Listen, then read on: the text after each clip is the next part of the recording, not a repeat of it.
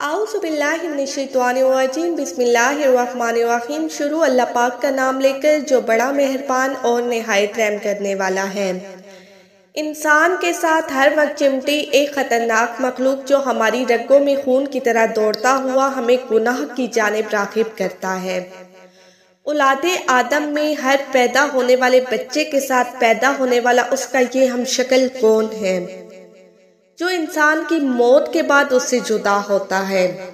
आखिर इसका मकसद क्या है? नबी करीम सल्लल्लाहु अलैहि वसल्लम ने अपने हमजाद के साथ क्या किया? साइंस के मुताबिक इस दुनिया में हर 6 से 7 हमशक्ल होते हैं। हमशक्ल होना ना सिर्फ औलादे आदम में होता है बल्कि जिन्नात के साथ भी इस तरह के हमशक्ल होते हैं। ये बिल्कुल इंसानों जैसे ही दिखते हैं, हर वक्त हमारे साथ होते हैं। इस्लामी रवायतों में इसका नाम हमजाद के नाम से आया है। दरअसल वो तमाम जानदारों में जिंदगी की इलामत की वजह है। सूफियाना रवायतों में इंसान रूह, नफ्स और खाक का मुरक्कब है और इंसानी जिस्म में 2 रूहें होती हैं। एक तो लतीफ़ रूह जो पूरे जिस्म में जारी और सारी है, जिसके बगैर जिंदगी नामुमकिन है, और दूसरी पैकर रूह जो नफ्स के साथ जुड़ा होता है। इस्लामी हकायात के मुताबिक इंसानी मौत के बाद इस जिस्म से वापस चली जाती है। वही रूह ठहरी जिससे अहद अलस लिया गया था, जबकि दूसरी रूह को सूफिया कराम ने हमजाद करार दिया है, जिसकी कोई मंजिल और है। सिर्फ मौत तक ही इंसान का साथी बना रहता है। हमजाद को हम किसी भूत प्रीत या देवता के नाम से नहीं पुकार सकते। जब भी औलादे आदम का सिलसिला आगे बढ़ता है, किसी इंसान के यहाँ किसी बच्चे की पैदाइश होती है तो उसके साथ एक जिन और एक फरिश्ता पैदा होता है। पैदा होने वाले जिन को अरबी में वसवस और फारसी में हमजाद कहते हैं, जिसका काम इंसान को बुराई की जानिब राग़िब करना और दिलो दिमाग में शर पैदा करना होता है। मरते दम तक इंसान का पीछा नहीं छोड़ता। हमजाद इंसान का बिल्कुल हमशक्ल होता है जिसके साथ वो जन्म लेता है। ये इंसान के साथ उसका साया बनकर उठते बैठते रहता है। इब्ने कसीर के मुताबिक जब अल्लाह ने शैतान को मोहलत दी तो उसने कसम खाई कि वो इंसान को बहकाएगा, तो अल्लाह ने शैतान को वसवसा की मोहलत देते हुए फरमाया कि तू जिस तरह चाहे क़यामत तक कोशिश कर ले। जिस पर इब्लीस ने अल्लाह ताला से कुछ तलब किया, लिहाजा अल्लाह ने फरमाया कि इंसान के हर बच्चे के साथ तेरा एक बच्चा पैदा होगा, तुझे उनके दिल तक रसाई दी जाएगी और तू खून की तरह उनकी रगों में दौड़ेगा। कहा जाता है कि हमजाद बिल्कुल इंसानी शक्ल के मुशाबे होता है। उसका बोल चाल, ढाल, बोलने का अंदाज सभी कुछ उसी तरह इंसान के जैसा होता है जिसके साथ वो पैदा होता है। यूं हमजाद की सारी उम्र अपने हमशक्ल इंसान के साथ बसर करने की वजह से उसके सब राज जान जाता है, जो भी इंसान तन्हाई में करता रहता है, और इन बातों को भी जो बाकी दुनिया के लिए एक राज है। हमजाद इंसान का साथ उस वक्त छोड़ता है जब इंसान की मौत वाक़या हो और वो एक गैबी मकाम पर मुंतकिल हो जाता है, जहाँ ये उसे क़यामत के दिन ही मौत आएगी। उलमाए कराम हमजाद के बारे में लिखते हैं कि जो आदमी नेक होता है उसका हमजाद भी उसकी वजह से नेक व सालेह होता है। जो शख्स कुफ्र व गुनाह में मुब्तला हो तो उसका हमजाद भी काफिर हो जाता है।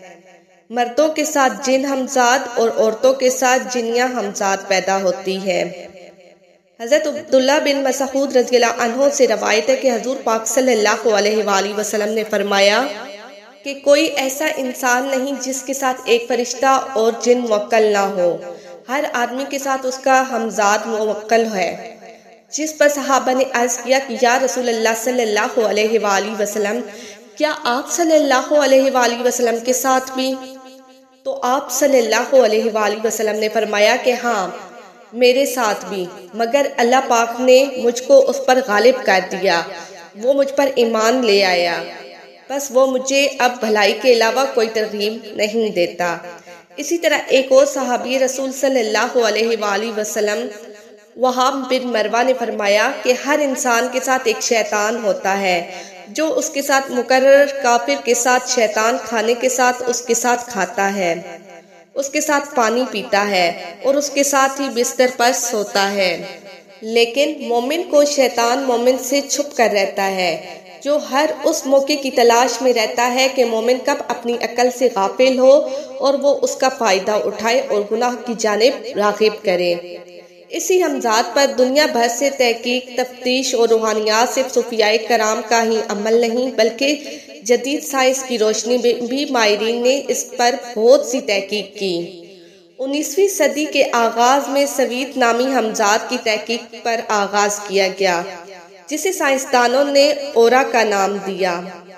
ہمزاد کی حقیقت کو جاننے کے لیے انہوں نے باقاعدہ اورا کی تصویر لینے کا اہتمام کیا۔